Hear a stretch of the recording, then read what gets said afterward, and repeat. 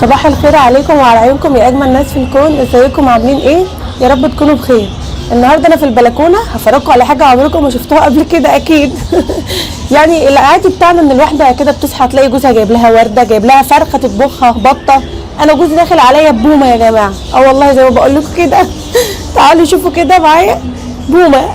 اصحى الصبح الاقي بومه في وشي. طبعا هي حرانه او مش عارفه، هي خايفه. انا خايفه اجي جنبها اصلا، بس انا مش عارفه هي مالها.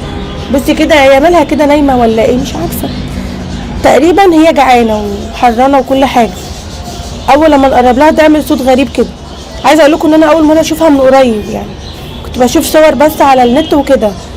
ف استنوا كده، انا لسه يا جماعه مخلصه حوار البط امبارح. بصوا شكلها حلو يا جماعه، على فكره احنا كنا ظالمينها. هي دلوقتي لو وريت لكم وشها مدور كده، شكلها حلو مش وحش، بس انا مش عارفه هي ايه الوضع اللي عاملاه ده بصراحه. احكي لكم بقى القصه. بصوا يا جماعه، انا جوزي اصلا مهتم بطيور الزينه، فهو عنده اوضه كده للعصافير، فلقيناه جاي وجايبها. فبقول له ايه في ايه؟ جاله اتصال من جارنا اللي تحتنا، هو عارف ان هو بيحب العصافير وكده. قال له ان بتاع الروبابيكيا تحت لقاها على الارض فمسكها، فقام طالع لي بقى هو جوزي بيها. طبعا هم عارفين هو بيحب الطيور وهو اللي هيعرف ياكلها. بساله بقى تاكلها ايه؟ قال لي تاكل عصافير.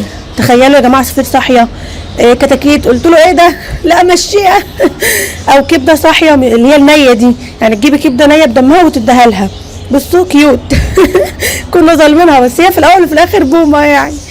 المهم لما لقيته بيقول لي سلسله الاكل اللي تاكلها دي، قلت له لا مشيها، انا مش عاوزه كده الحاجات دي. ده انا لسه ماشيه البط والكتاكيت امبارح، ولسه كنت هنضف البلكونه مطرحهم، فاتدبست. بصوا لسه حالا كنت هلم الحاجات دي، لقيته بقى داخل عليا بالاستاذه دي.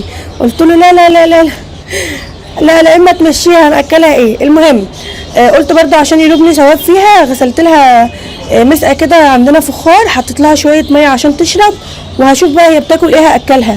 ولو كده تعبتني هخلي جوزي بقى يوديها يطيرها او يديها لحد بقى بيهتم بيها. بس انا حبيت افرجكم على شكلها كده، لان طبعا احنا نادرا ما بنشوفها يعني. بصوا انا خايفه قوي، يا رب بصوا. بتعضني. لا هي مستسلمه دلوقتي. يلا يا بومه اشربي، روحي اشربي يلا ميه اهي.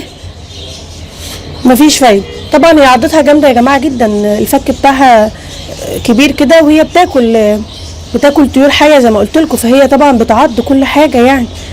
بس هي تعبانه لان هي شكلها جعانه قوي. جوزي لما قلت له هو ازاي الراجل مسكها، قال لي هي وزنها خفيف وجعانه، واضح ان هي جعانه قوي. فبصوا بقى، ما تنسوش تشتركوا في القناه وتحطوا لايك عشان هصور لكم الحاجات الجايه، حاجات جميله. اسيبكم بقى على خير عشان هي تروح تاكل. يلا، السلام عليكم ورحمه الله وبركاته حبايبي الغاليين.